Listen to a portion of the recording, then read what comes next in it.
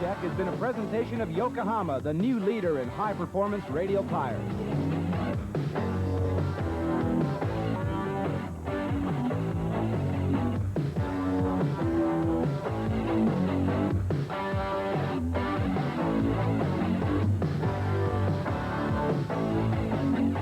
Yokohama, the new leader in high-performance radials, presents Auto Check with Tony Morris. No examination of high-performance touring sedans would be complete without looking at the product of the revered German car maker, Bavarian Motor Works. The car we chose for tonight's edition of Auto Check is the BMW 325e. The 325e looks exactly the same as the BMW 318i. However, the differences are distinct and important. The first difference is the price. The 318i retails for $21,000, while the 325e goes for nearly $27,000. The extra $6,000 gets you disc brakes on the rear as well as the front wheels, bigger anti-sway bars, incredibly comfortable Recaro leather seats, and most important of all, BMW's formidable 2.7-liter six-cylinder ETA engine.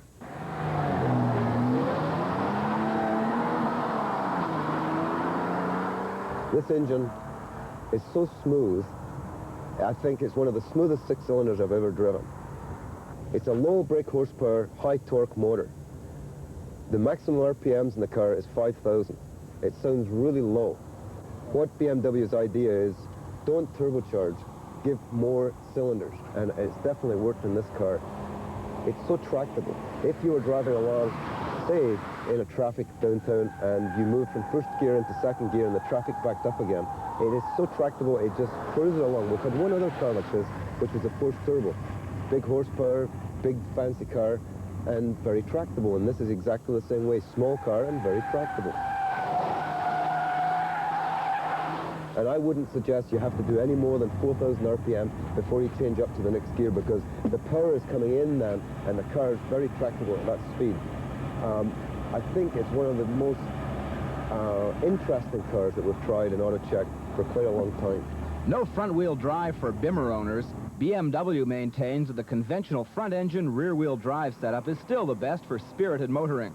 Therefore, the power flows to the back wheels through a 5-speed manual transmission. The gearbox, 5-speed, full synchro. During our test today, there was not one criticism I could make about the gearbox. It was excellent. 5th gear is basically an overdrive, and I didn't use it too much today.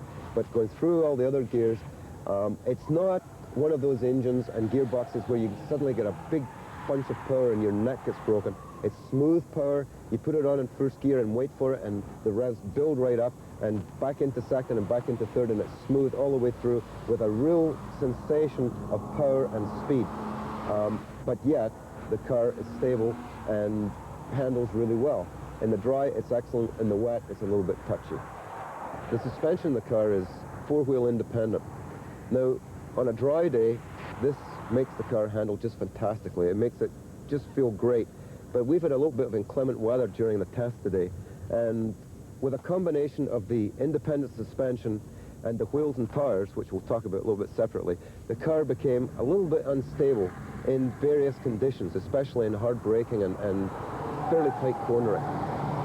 However, I'm sure that 50-50 is really the split for weather conditions in British Columbia, and I'm sure really on an overall basis the suspension would suit you just great. I felt with quite a few corners I didn't have control of the car, but it was right at the extreme of the safety margin that we were working on. And for driving around town, and even on a normal highway, it is very, very nice. But there's just right at the nth degree, I wasn't too satisfied with it, but basically it's a nice way to be. Now, the P6 tire is an excellent performer in the dry, but today, with a little bit of rain, as you're coming in at high speed into a corner, the car felt very, very light in the front end. And as a result, you could actually drive the car with the power. In other words, with the accelerator, you could make the car go one way or the other, which was fun for me to drive, but I wouldn't possibly suggest it to an everyday driver around about the Vancouver streets or on the highways down to LA, let's say. But they're not undrivable, but they do tend to aquaplane a little bit, and this is very noticeable coming in a hard braking situation. So I would say that if you were coming up to a set of traffic lights and you were unsure of whether the car will stop or not, just take it nice and easy and brake. It's four-wheel disc brakes in the car, so there's absolutely no problem at all braking.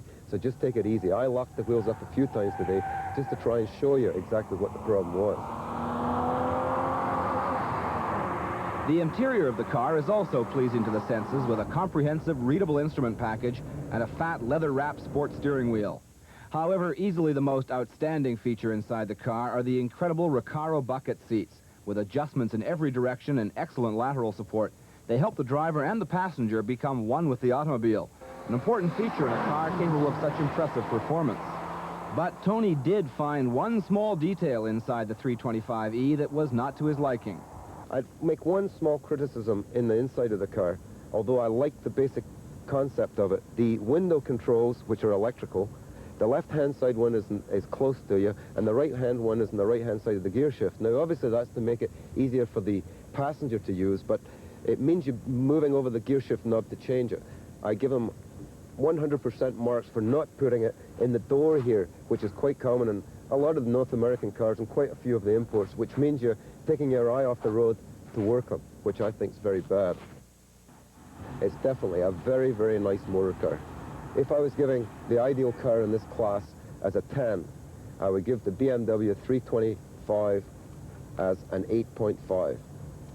Why didn't the car rate higher when we found so little to knock about it? Well, Tony felt that a high-performance sedan should really have 4 doors in order to be acceptable family transportation. And the word from BMW is that the 4-door version of the 325, currently available in Europe, will be offered here later this year.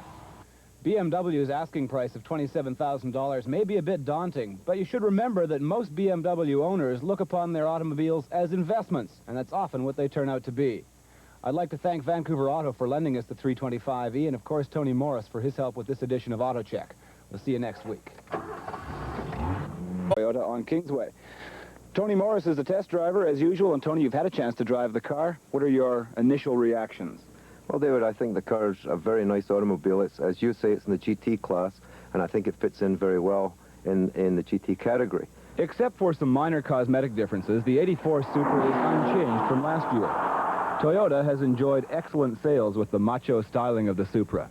The fender flares, big tires and wheels, spoilers front and rear, all combine to give the stock Supra the look of a modified racer.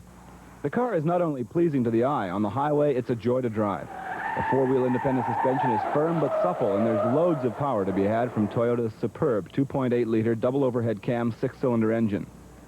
The day we tested the car at Westwood Racing Circuit, we had both wet and dry conditions to contend with. It was not until the car was pushed hard that Tony discovered some shortcomings. The car handles very nicely. It's a much softer suspension package than cars we've tested in the past. As a result, it's much more forgiving in tight corners and in long sweeping corners like you get on freeways. The one objection I have to the car at high speeds is when you must brake very quickly. I find the brakes very touchy. In an in-town situation, I'm sure there would be no problem at all, but in a high-speed situation where the car actually handles and feels the best, I feel that the brakes are definitely not as good as they should be. The only other thing that the critical Tony Morris could find fault with was the extra cost electronic display instrument package. The instrumentation in the car lacks oil pressure gauge, oil temperature gauge, and some of the gauges that most of us would request. The rest of the interior package received nothing but well-earned praise. The level of quality and the fit and finish of the car is very high, and the seating capacity in the rear makes the Supra a viable alternative for the family that wants high performance. The stock stereo system in the Supra is complete with auto-reverse tape deck and a graphic equalizer that combine for a sound system that will please even the most discerning audiophile. The driver's seat employs an ingenious system of airbags that the driver can inflate or deflate to provide the desired support. The steering position and the seating position in the car are excellent. There's lots of adjustment in the seat for small people, tall people, and short people. There's no problem at all with the car that way. The tires and the wheels and the suspension have had a lot of thought put into them in Japan. The tire size and the wheel size are exceptionally large for the North American market in comparison to the average range of cars that's available to us.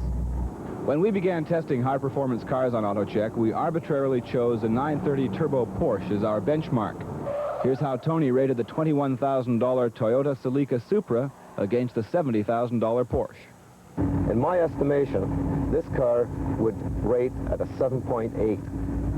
The Toyota Celica Supra, a high-performance hybrid GT with room for four. From what we did to it today, it came out very well. It is a very comfortable touring car, and as a GT true touring car, I think it's excellent.